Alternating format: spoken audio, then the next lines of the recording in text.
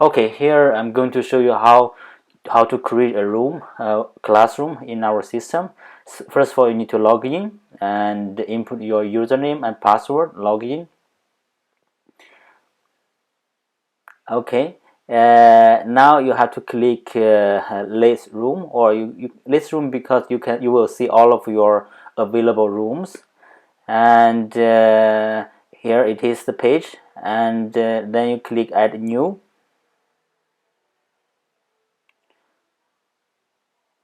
Okay, now we come to the page of the details of the information of the room.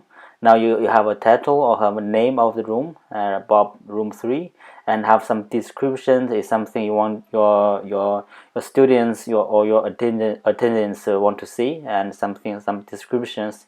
And here you have to configure the password for teacher, or for moderator, or for host.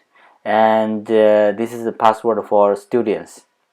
Here is you have to set how many people you want the people you want the attendants to join this room. Okay, now the newly created room was there, and you can check bomb room